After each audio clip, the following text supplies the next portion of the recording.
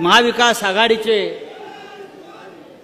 सर्व प्रमुख नेते, उपस्थित शेतकरी बंधू भगिनी, आपण राहुल गांधी यांच्या स्वागतासाठी जमलेलो आहोत.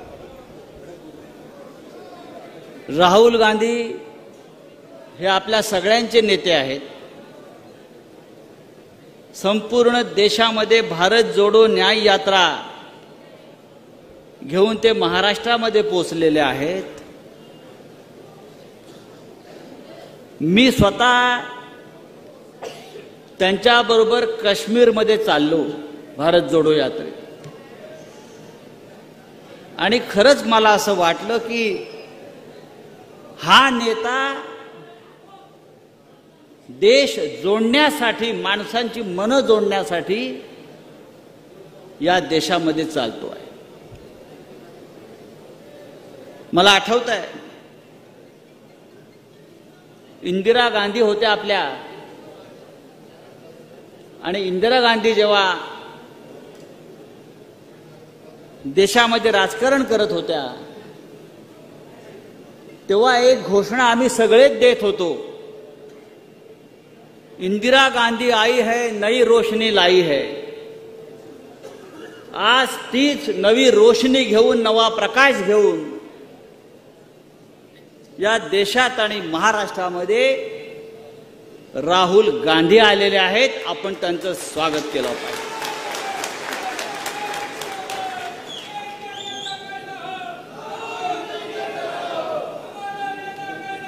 माझं आव्हान आहे,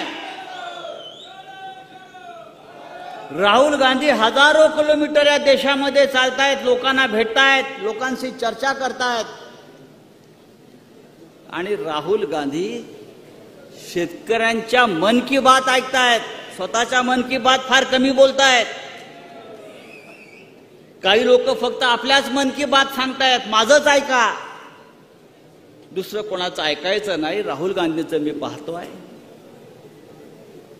ते शेतकऱ्यांच्या, कष्टकऱ्यांच्या मन की बात ऐकतायत आणि त्या संदर्भात आपल्या भूमिका व्यक्त करतायत. राहुलजी महाराष्ट्रात आलेले आहेत.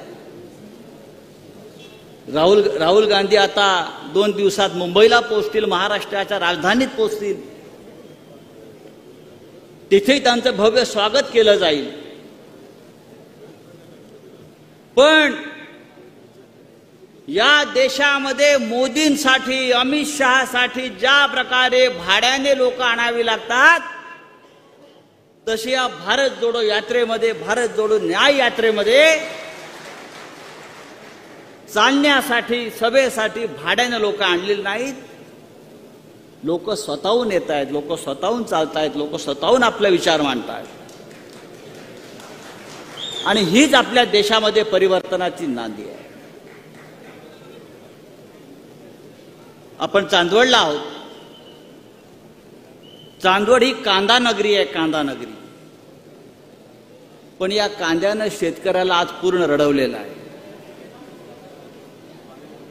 या देशामध्ये, या महाराष्ट्रामध्ये गद्दार आमदार आणि खासदाराला भाव मिळतो 50-50 कोटी रुपये. बरोबर ना?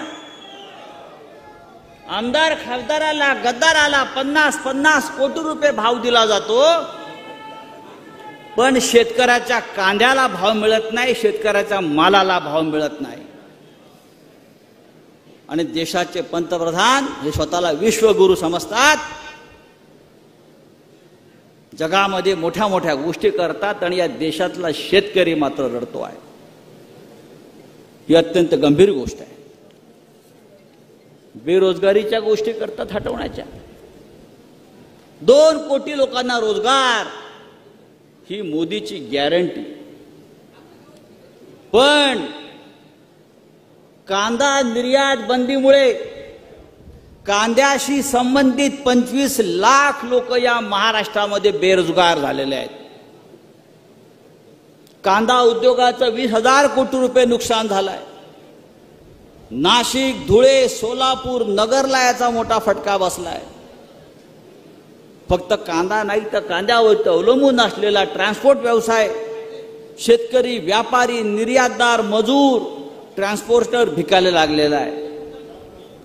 मध्यंतरी देशाचे पंतप्रधान इथे आले नाशिकला आणि त्यांनी कांदा आंदोलकांना अटक करून नजर कैदेत ठेवलं. हे आमचं शेतकऱ्यांच्या विषयीचं धोरण आहे.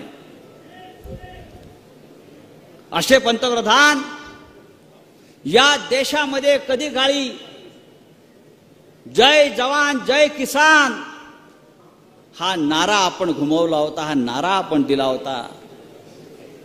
पण या देशामध्ये आज किसान आणि जवान दोघांची अवस्था खराब आहे. काश्मीरच्या सीमेवर जवान मरतो आहे आणि देशामध्ये सर्वत्र किसान मरतो आहे. ही या प्रधानमंत्री मोदीची गॅरंटी आहे. आणि म्हणून आपल्याला सगळ्यांना या देशाला उज्ज्वल भविष्याची गॅरंटी देण्यासाठी राहुल गांधीजीने एक यात्रा काढली. राहुल गांधीजी एक संघर्ष करतायत. त्या संघर्षाच्या यात्रेमध्ये आपण सगळ्यांनी सहभागी व्हायला पाहिजे. महाराष्ट्रामध्ये महाविकास आघाडी ज्या 3 पक्ष सामील आहेत, या 3ही पक्षांनी ठरवलेलं आहे. त्यात वंचित बहुजन आघाडी आंबेडकरांची आहे. आम्ही सगळ्यांनी ठरवलेलं आहे की हा जो संघर्ष या देशामध्ये हुकुमशाहीच्या विरुद्ध सुरू आहे, त्या संघर्षामध्ये आपल्या सगळ्यांचं योगदान असायला पाहिजे.